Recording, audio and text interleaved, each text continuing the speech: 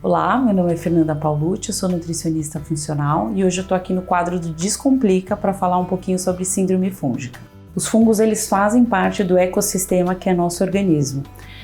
A síndrome fúngica ela aparece quando a gente tem um desequilíbrio entre bactérias boas, bactérias patogênicas e fungos que eles ficam ali disputando nutrientes e um ambiente para eles poderem se alojar e ter uma absorção aí de alimento para poder crescer. Os principais sintomas da síndrome fúngica começam silenciosamente, por exemplo, como um cansaço, uma fadiga crônica, o surgimento então de alergias de pele, eczemas, dermatites, descamação da pele, uma acne persistente, coceiras, alergias das vias respiratórias, mas principalmente intolerâncias e alergias alimentares. A gente tem as mais conhecidas popularmente como a cândida, que é a cândida oral, a candidíase vaginal, as micoses de pé, de unhas, micoses de peles, mas o fungo, a síndrome fúngica, ela não fica só nesses sintomas. Então a gente tem sintomas muito amplos, inclusive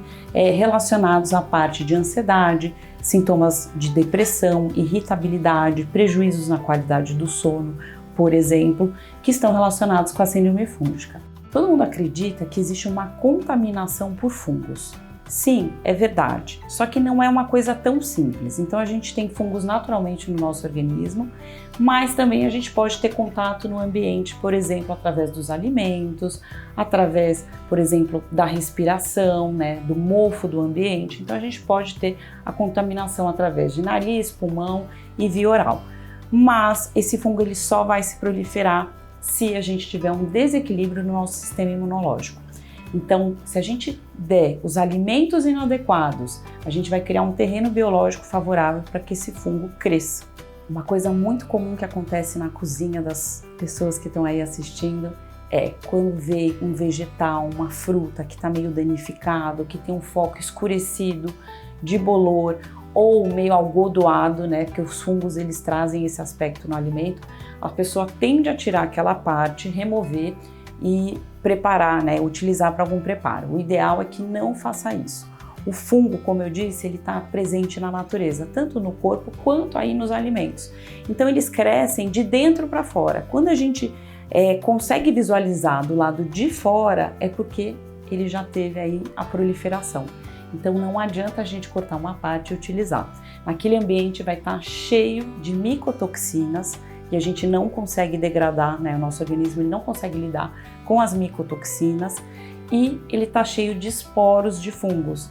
Então se a gente trouxer para dentro do nosso corpo alimentos que naturalmente têm fungo, micotoxina e esporos e a gente tiver com a imunidade baixa, a tendência é que a gente piore o processo de síndrome fúngica. Uma forma da gente se prevenir contra a síndrome fúngica é melhorando o nosso estilo de vida e alimentação. Então, tendo um bom hábito de sono, tendo um bom hábito alimentar, aumentando vegetais folhosos, legumes e frutas e reduzindo principalmente os alimentos que aumentam o terreno biológico para o crescimento do fungo. No caso, cereais, alimentos açucarados, doces, sobremesas, açúcares escondidos em produtos industrializados, leite e todos os seus derivados. Se tem uma coisa que aumenta muito o fungo, é leite e todos os seus derivados. Os grãos também, naturalmente, têm fungos na composição, as oleaginosas e os frutos secos. Então, apesar dos fungos estarem presentes naturalmente em oleaginosas, em frutos secos, em cereais, em grãos, por exemplo, é possível a gente juntar uma alimentação equilibrada e uma composição adequada aí dessa dieta desse paciente.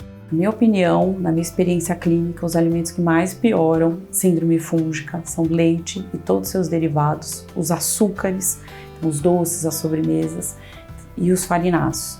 Então são 3 alimentos que realmente a gente deve excluir quem tem síndrome fúngica ou quem está querendo não ter a síndrome fúngica. Quando a gente tem alguns sinais e sintomas clínicos relacionados à síndrome fúngica, o ideal é a gente buscar sim um nutricionista funcional e hoje a gente já tem no mercado exames coprológicos funcionais, que é um exame de fezes bem aprofundado, bem adequado, que vai fazer uma investigação mais apurada aí dessas leveduras nesse ambiente intestinal.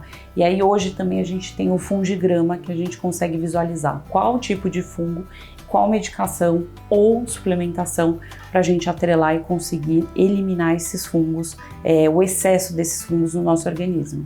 Existem alguns alimentos que ajudam a minimizar o foco da síndrome fúngica e ajudam no controle, então, desses fungos no nosso organismo.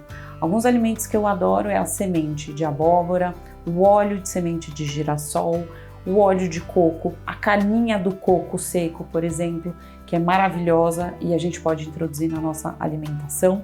O próprio orégano e outras ervas como alecrim, sálvia, tomilho, eles têm propriedades ali antifúngicas. A gente também pode incluir frutos avermelhados e arroxeados como o cranberry, a romã, que tem uma ação antifúngica, que é riquíssimo aí em taninos e acaba fazendo um controle bactericida e também fungicida.